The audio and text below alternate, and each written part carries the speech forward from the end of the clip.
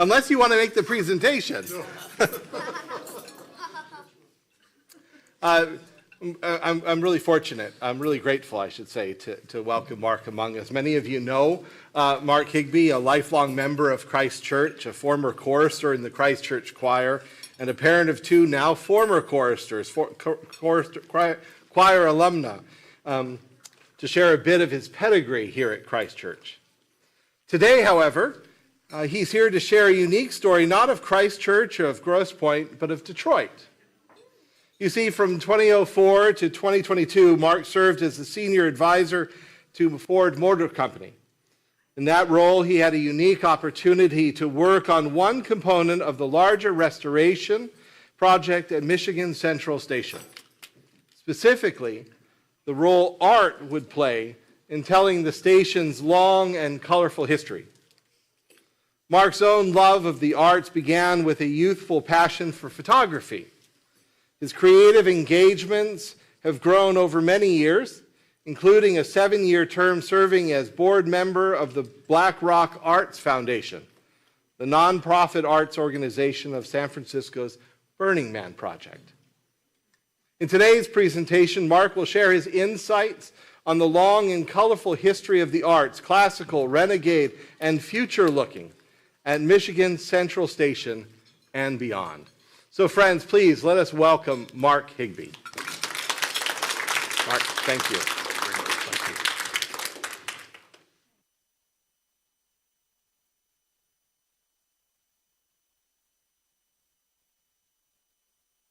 Jimmy in the back. Jimmy Fitzgerald, let's give him a hand. He's amazing.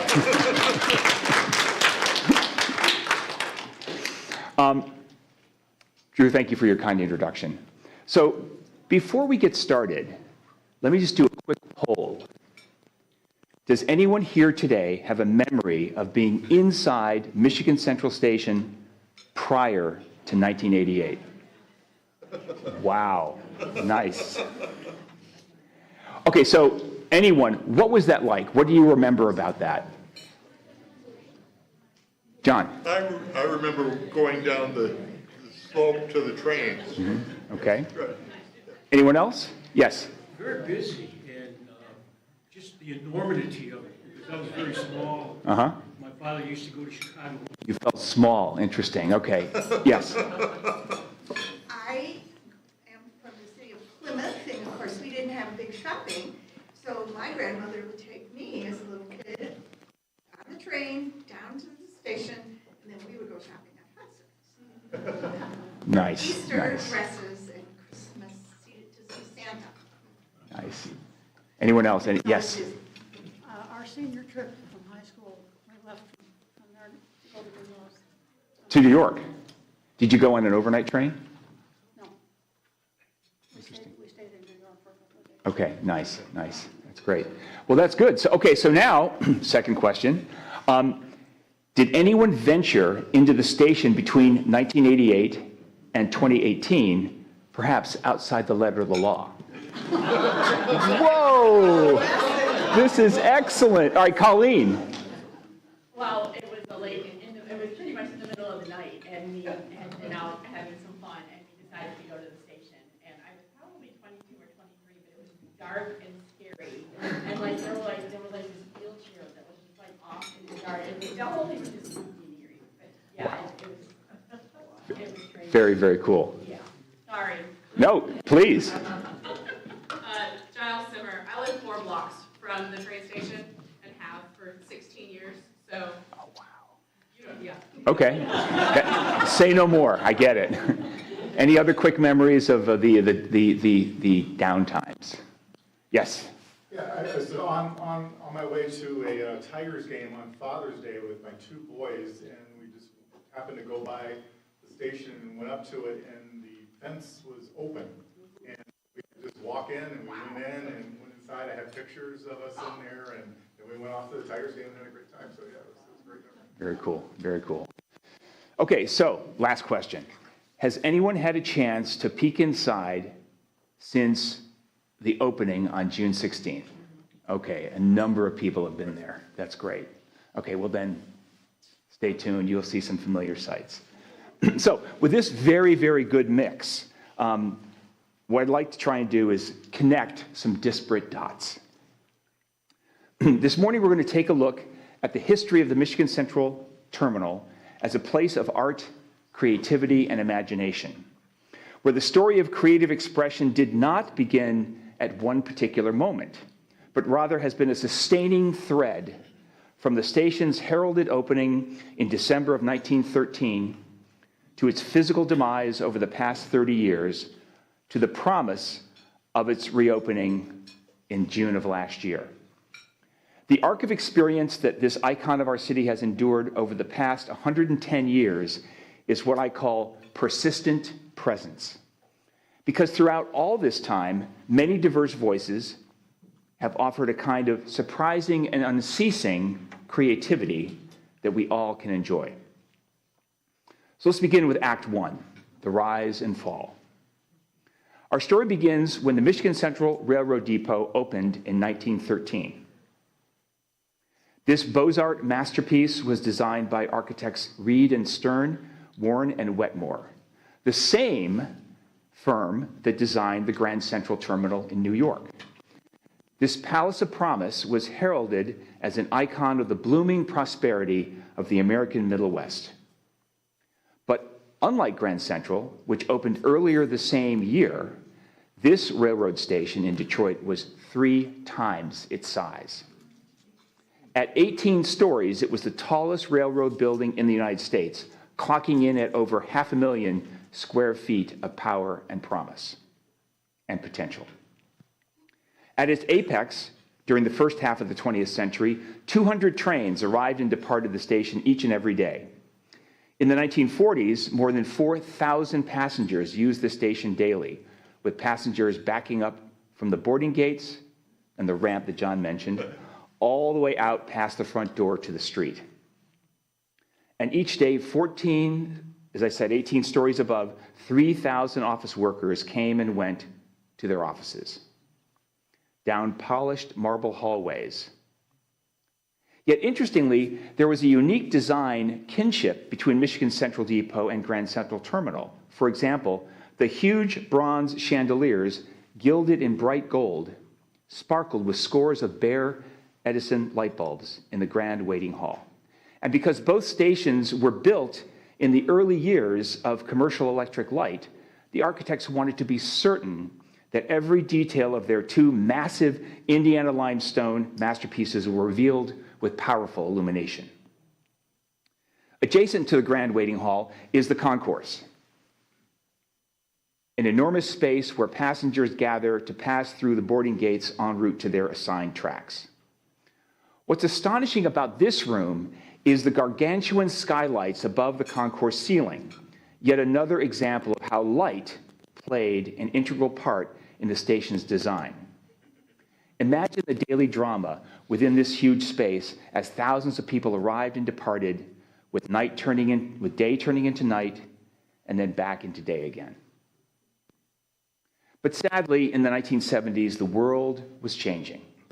Once great American railroad companies were nationalized, and passenger traffic at Michigan Central dwindled to a trickle. And then in 1988, the opulence we'd long taken for granted finally broke, and the magic of Michigan Central was closed. Now came the dark times, and the station was abandoned. Over the next 30 years, the once grand station became, quote, a symbol of the rise and fall of Detroit, said Bill Ford in 2018. In those ensuing years, the station fell into profound disrepair. Over 1,000 plate glass windows were broken. Inside, the huge skylight of the concourse was broken open, and years of rainwater entered to fill up the deep basement. Now all 4 seasons of Michigan weather had moved into the heart of the building. But in the middle of all this calamity, from the cavernous passenger waiting hall to the floors of stripped office hallways above, the station sat for 30 long years of neglect and decline. And yet during all this time, a long dormant energy was quietly waiting, hoping for redemption.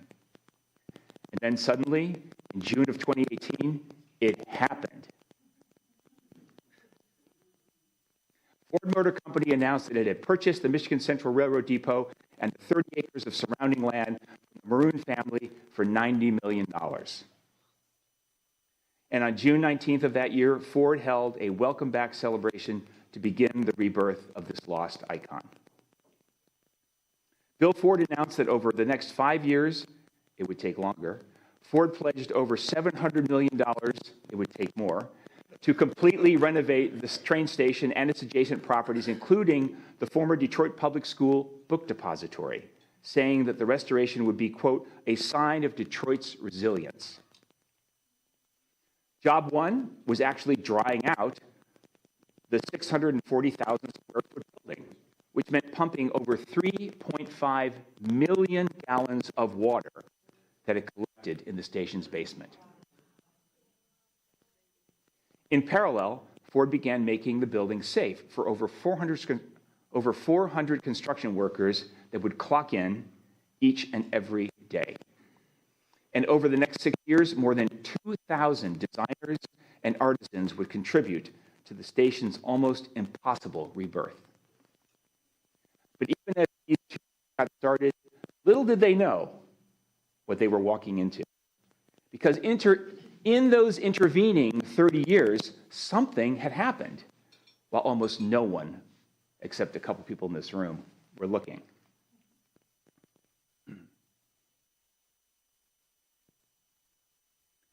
Find an empty space around any corner, and creativity will instantly fill it. In the quiet years of the 80s, 90s, and 2000s was catalyzed the second creative era at Michigan Central. Act Two, New Voices in the Hall, the art of graffiti. Over those long years of abandonment throughout the entire station, artists of every age and expertise found their way inside, over fences, through broken windows, and up collapsed stairwells. To see some of these artists' work that remained, let us take a look at an old architectural plan. And this is just the station's main floor.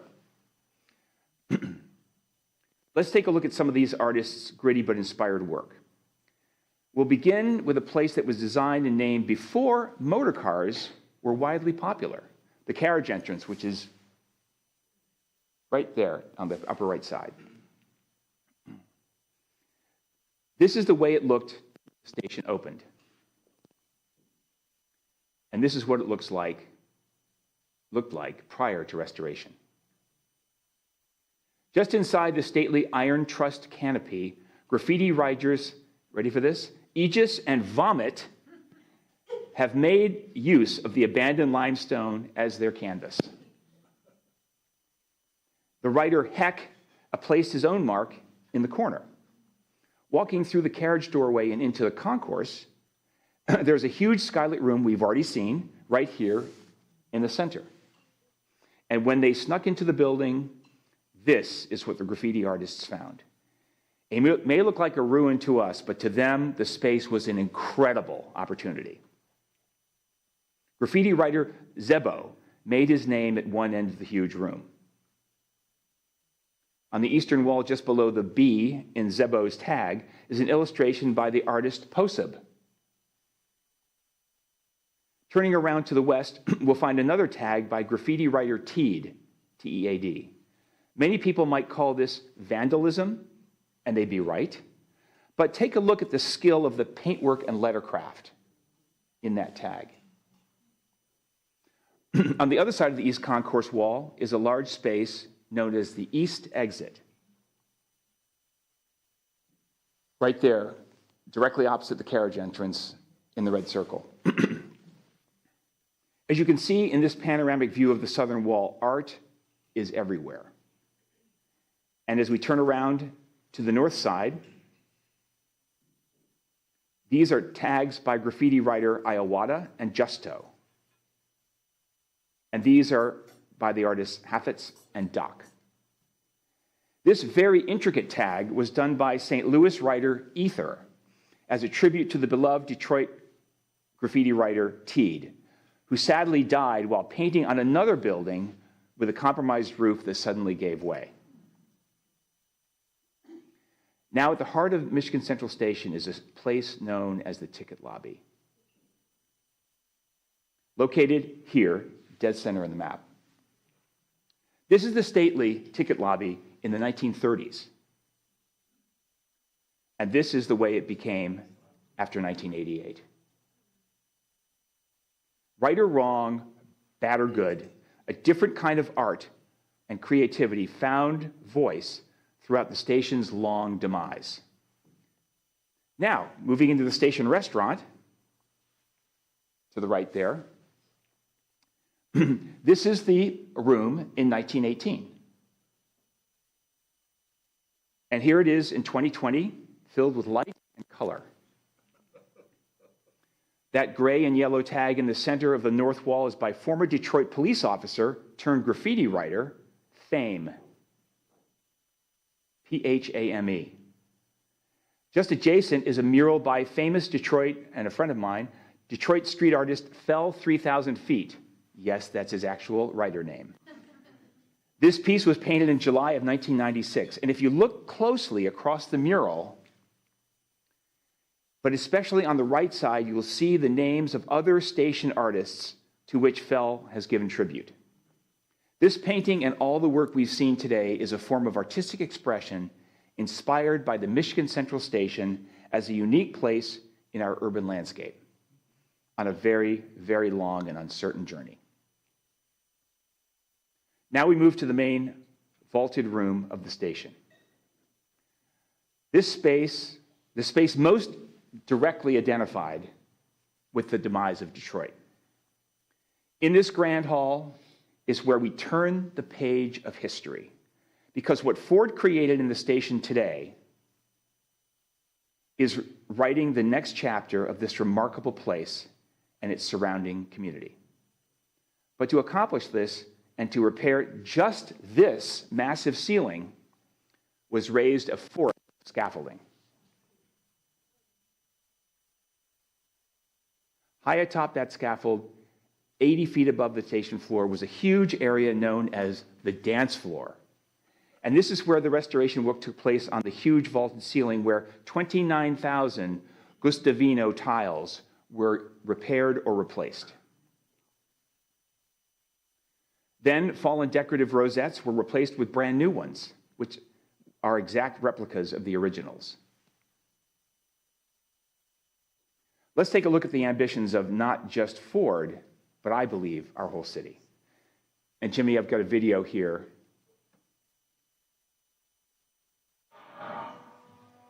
In order to know the bones of a city, you have to know every brick of its story. The central pulse that connects a community. You have to look up toward its universal ceiling through the wondrous eyes of a child. Detroit is a city of innovators who show the world how to put large dreams on wheels. Traveling up south people with faith in their stride, pride in the tilt of a hat, the ones who hurdled over hardship and had the heart to still lead. Sometimes you must move with great intention, with force, with tears, fiercely into the unknown in order to survive. Michigan Central Station is more than a stained glass memory of our mothers and fathers. It is the bustling new center of the future of global mobility, a destination spot for creatives, a meeting place for the most brilliant. What better place to revolutionize the core of Ford Motor Company than on top of our inspirational real-world streets of possibility? This can't be done alone. We need all of you to show up.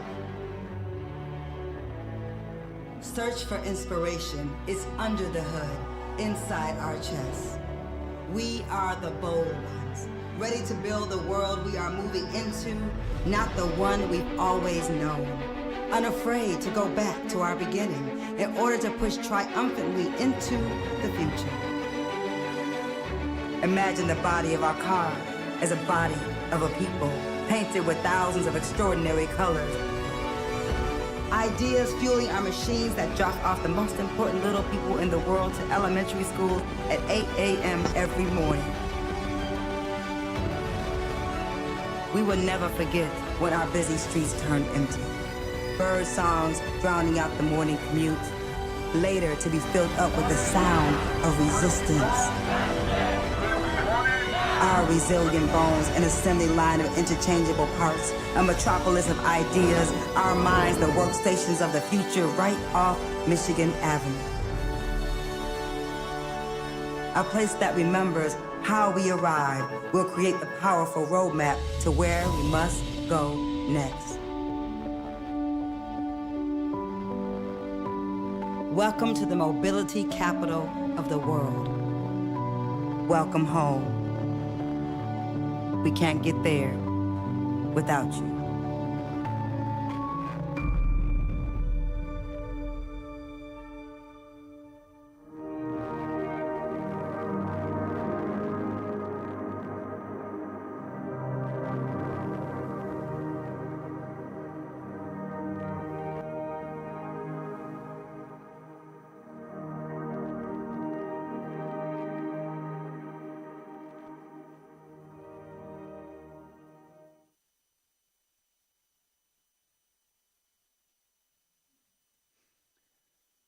A place that remembers where we came from so that it can help tell us where we're going next.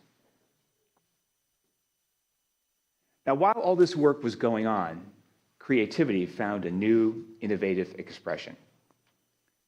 The Michigan Central team partnered with Detroit's Library Street Collective Gallery to create a unique virtual exhibition. It was called Sight, Michigan Central Station. And here's the cool part. The artwork presented here was placed in the station in a virtual context against the crisp backdrop of images by Detroit-based photographer James Hafner. What you see here is real, but it's not. Here at the carriage entrance is a 2011 piece called Mango Tourist by Jamaican sculptor Nari Ward. It is comprised of intertwined foam battens, battery canisters, electronic resistors, and capacitors, as well as mango pits. Walking from the carriage entrance into the concourse, we encounter a bright 2021 sculpture painting by Detroit-based graffiti artist Jason Revoke. His work is made with synthetic polymer and oil enamel on canvas. Next, in front of the ticket lobby, hangs a piece called Alternative View of Delta by El Anatsu, a Ghana-born Nigerian artist. His 2014 work is made of found aluminum and copper wire. Moving into the station restaurant is a 2021 sculpture by Doug Aiken called Slow Wave. The work is chrome-plated aluminum with a steel frame using resin, rubber, and stone. And here's another view set against the stately vaults of the restaurant ceiling. In the men's reading room next door hangs a 2021 painting by Phoenix artist Andrea Breiling called Howling and Still, made with acrylic and aerosol on canvas. And on an upper floor of the building, we encounter a 2017 piece by the beloved Detroit artist Charles McGee called Linkage Series Blue 1. This was created with an ultraviolet inkjet spray on a dye bond panel. And finally, we arrived back at the Grand Waiting Hall to meet a 2016 sculpture by Sanford Biggers called BAM for Michael, dedicated to Michael Brown, who was shot and killed in Ferguson, Missouri in 2014. This larger-than-life work is cast in bronze with a silver nitrate patina. And Gretchen and I have actually seen this work in real life at the Legacy Museum in Montgomery, Alabama, where we went on a civil rights tour a number of years ago with our kids. And it is absolutely huge and incredibly powerful in person.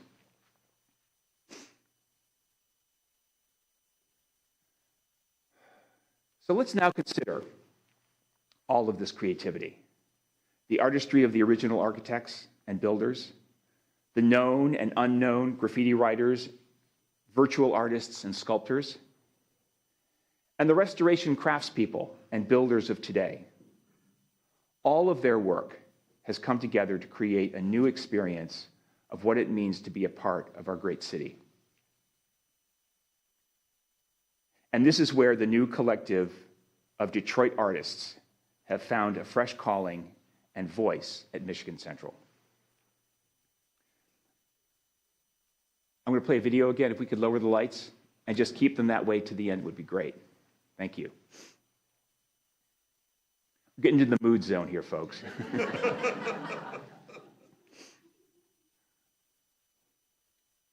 Thanks, Miles.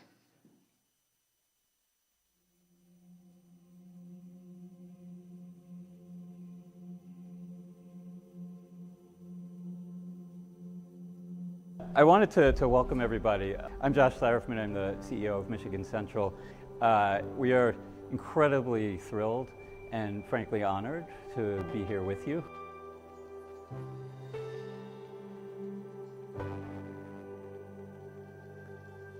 We're so deeply committed to art and culture as truly a backbone for what Michigan Central represents, what it's all about, what it actually achieves. And what you all are doing is step one of that. Growing up in Michigan, being in Detroit, and being surrounded by the Great Lakes, water should always be a part of our conversation. In my work, I'm dealing with water, and so for me to have these 3 huge water cisterns, it's like, well, wait a second, like, there's a nice connection here. I live right down the street. I typically call myself a light artist because I work exclusively with neon lasers, LEDs. A lot of my work with neon is just reintroducing like older analog technologies back to people. It's kind of giving people the space to almost have like a meditative experience. We've been doing public art in our community for over 10 years. Large mural installations, activations of space. So as Southwest Detroiters, we grew up with the train station kind of as a backdrop to represent a lot of the disinvestment that was happening all around us in the city. So to see it now getting developed is exciting, but it's also challenging because change is not easy for any of us. So it's really important for our voices to be included in projects like this so that we also have voice in the things that are happening around us. Michigan Central is part of Detroit, is part of the community. It's like all things.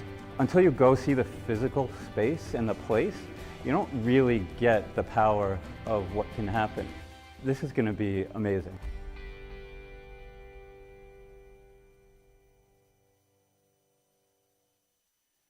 So as you saw in the video, the Bagley Street Mobility Hub, located just southeast of Michigan Central Station, is the first new building to open on the Michigan Central campus and the first site with the 3 locations for art. So this opened about a year and a half ago. Each of these spaces present their own unique challenges and opportunities for the artist to consider materials, light, weather, context, and community. Here's a result of artist DiMaccio and Garage Cultural's work to produce an installation of lenticular panels on the Bagley Street side that cultivate connections between biophilia and movement. And what's really cool when you go down to the Park in the Bagley Mobility Hub, when you walk along the sidewalk here, this mural moves. And when you get to the end and you turn around and you walk back, it's changed.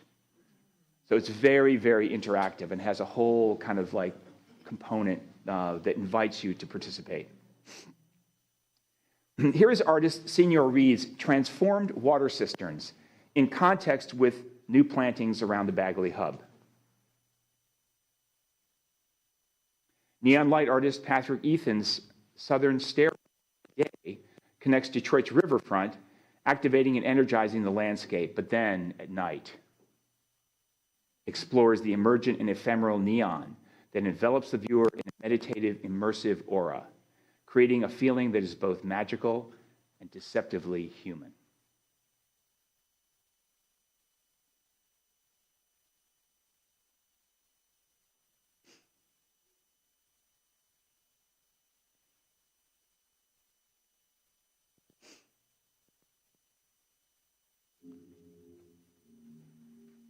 Now, after what seemed like an eternity, 6 years and $950 million later, Michigan Central Station has reopened. On this day, Bill Ford said of the workers and artisans, quote, "Each and every one of them has poured their memory and love for Detroit into this project." And over that first weekend last June, people from across our region and beyond came to see and feel something that they would never soon forget.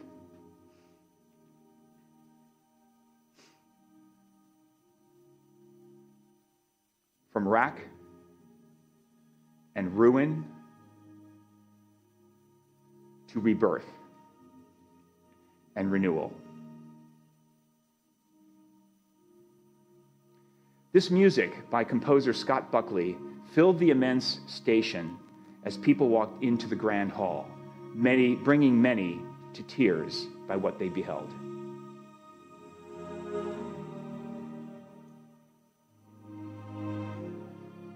Here they are in their original bronze and gold gilding, were then ripped from their ceiling mounts in the 1980s and now meticulously recreated for today.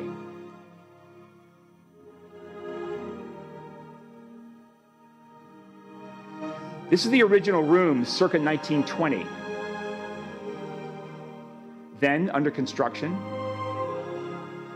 and the new room today, an exact replica.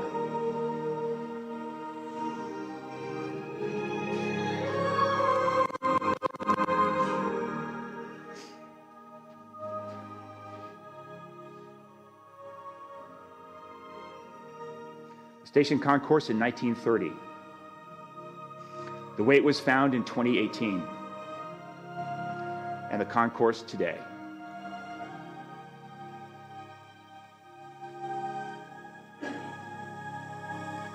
Here it was in 1918, in 2020, and today, ready for a new experience.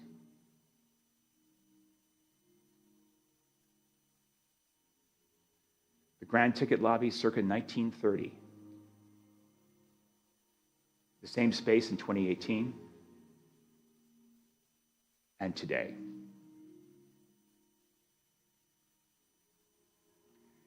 It's all been quite a miracle.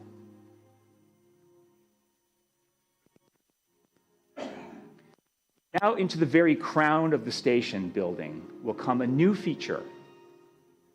In this huge space will be the lobby of a brand new hotel, slated to be opened in early 2026.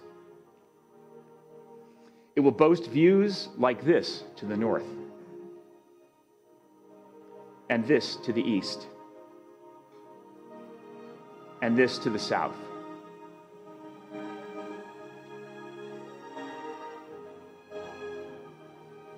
Michigan Central is a ruin no more as it enters the pantheon of great American restorations by the act of persistent presence.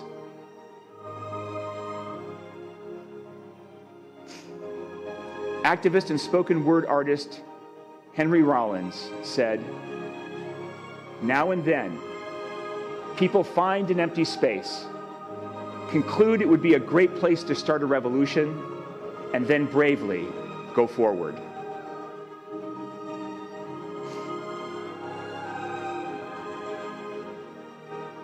Thank you.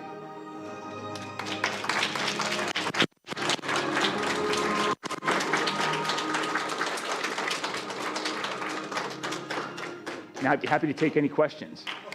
Was the graffiti left, or was it all cleaned up? It's a great question, John. And here's the answer. Yes and no. Those amazing murals at the east entrance, particularly the one by Ether in honor of T, is still there today. And so some of the graffiti has been preserved for the reasons that I've described.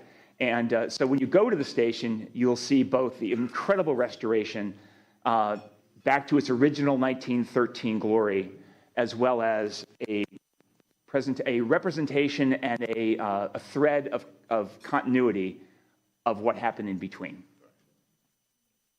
Other questions?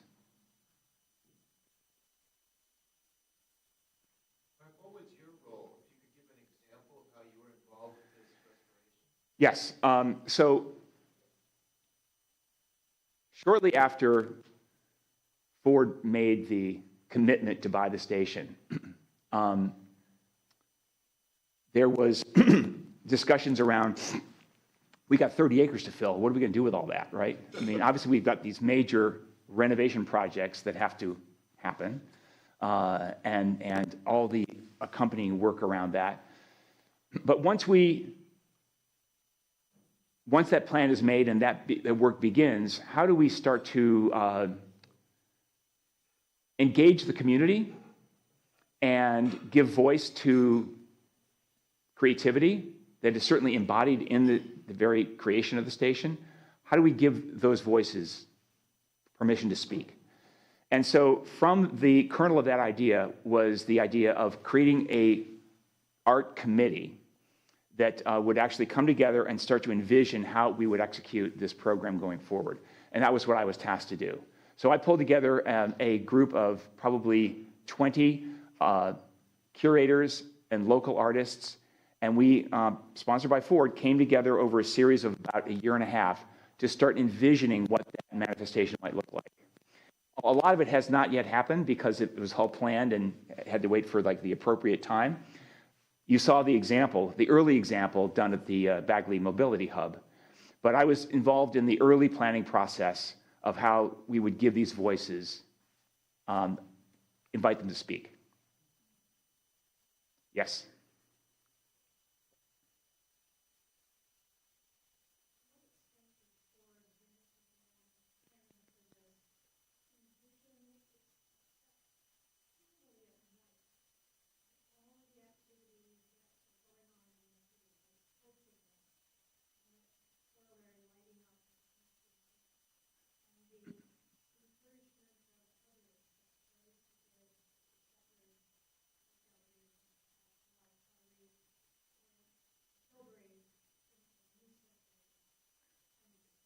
So I'm going to answer that question in two ways. Interestingly, I'll just say that at its root, there was a realization that with this investment, that Ford could create yet one more energy center of activity and economy and community at the end of Michigan Avenue. Because, obviously the Hillberry happening, elsewhere, Public Pottery, which is up on Jefferson. These are different. Detroit is so big. I mean, I think, we figured out you can fit Boston, New York, and San Francisco, all those three cities, boundary to boundary, within the confines of the city of Detroit. So it's a huge place, as we all know, and we sometimes forget that. And so what has happened, and a lot of us know this, is that these, I'll call them pockets of prosperity have happened at different parts of the city. Ford's vision was to make that happen at the end of Michigan Avenue. And the Michigan Central Station was the perfect place to do it. And so I think rather than saying, there's any supplantation or any sort of like, look at us, it's more like, no, we're here too. We're just one more point of light, in the array in the constellation of light that is happening in different parts of the city, creating this amazing firmament. Quote spiritual scripture. Yes? So, and that actually leads to the second answer to your question. So Ford, in recognizing everything I've already said about the opportunity in Corktown to create this new neighborhood, this new community economic zone, community-based economic zone, Ford realized that, other than writing a check to do this incredible restoration, it really had to kind of, it was in for a penny, in for a pound. And so what the company has done is it has sent a whole flock of engineers and designers down to Michigan Central, occupied not all, but some of the floors in the station, in the station office building above. And we are actually what we call creating the future of mobility at Michigan Central. And so in the first video, you may have seen all the animations of those cars going up and down the avenue. There's a whole plan to make essentially a mobility corridor between Detroit and Ann Arbor.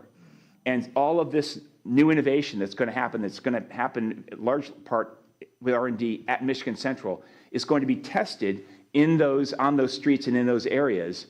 And in fact, already, this is amazing, there is what's called a smart roadway that's been, I think it's a piece of one of the streets adjacent to Michigan Avenue, where if you have an electric car and you drive on this piece of road, the car wirelessly connects to wires underneath the street to charge your battery.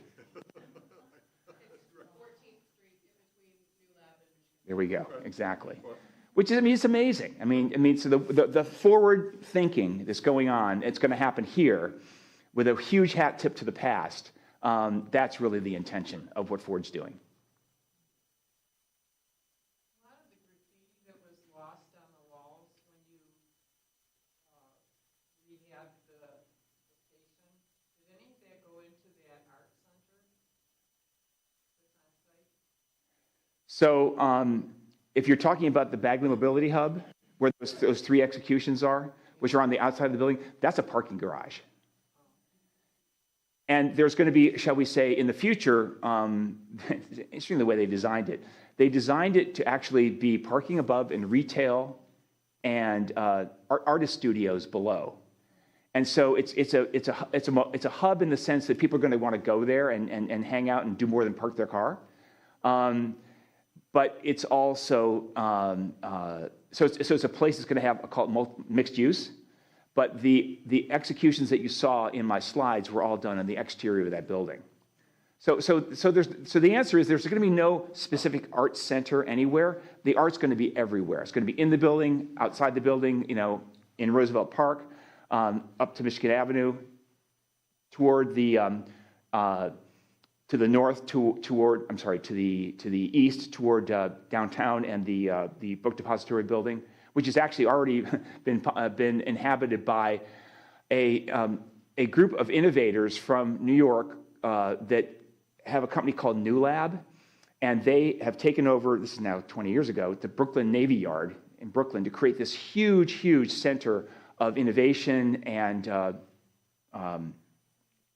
incubation for new companies and new ideas. But I want to talk about the relationship, because you've made me think of this, with the city of Detroit. And this is just really, really cool. The park in front of the station, which is called Roosevelt Park, is owned by the city of Detroit. It's not owned by Ford. But we, Ford, partnered with the city to completely reimagine the park. And you saw some of the aerial shots there of the beautiful, beautiful reimagination of the streets and the pathways and the walkways. Roosevelt Park was kind of a cut-up ruin before, and now it's completely beautiful. And that was Ford's work and partnership with the city to make that happen. So we really have a very, very, I'll just say one last thing on this topic. The ethos that exists by Ford that they brought in the mindset of this project is to absolutely be congruent with the hopes and dreams of the community around it. So what Detroit wants and thinks, what the Corktown wants and thinks, what Southeast Detroit, Mexican Town wants and thinks, that absolutely matters and has went and gone into the planning and execution of the project. Anything else? Yes? Can you speak to the public space, or at least the space behind the station? As the plans that I've seen are plazas, more space that maybe ties into the greenway. Yes. So yes and yes. The greenway is pretty cool. So the Riverwalk comes off the river, and there's a greenway that's, I think, still under construction, coming from the river all the way up to the Bagley Mobility Hub, and from the Bagley Mobility Hub to the station. And so that is very much been designed or being designed or redesigned and executed in a way that is shall we say, aesthetically consistent with what they've created at the Riverwalk. So again, creating that connection from the river to the station was very much part of the planning. Now, regarding the space in the back of the station, where the trains, where the tracks are, I'm going to say two things about that, then I'm going to hand it back to Drew. And that is that the first thing is the train tracks are still there. So while there's no current plan to connect the station to Amtrak and to the passenger lines, because the tracks are still there, they can actually be revived. And there's a thought in the future, potentially, to actually make that reconnection again. But in the meantime, what's happening in that plaza is going to be a public space and beautiful, beautiful gardens done by an incredible designer. And secondarily, it's going to be a test bed for some of Ford's R&D around mobility. So it'll be a mixed-use space of both testing and public enjoyment. So I would simply wrap up by saying, come down to the station and see it. It is really, really amazing. Thank you.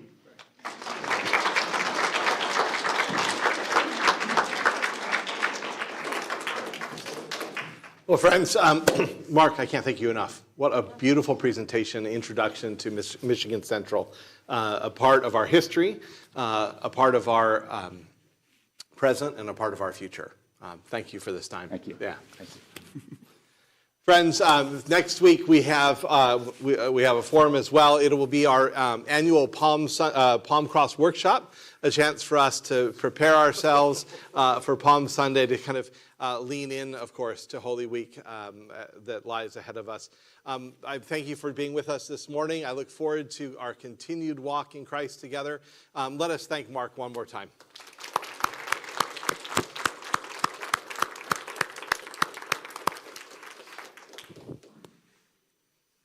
Mark and Gretchen.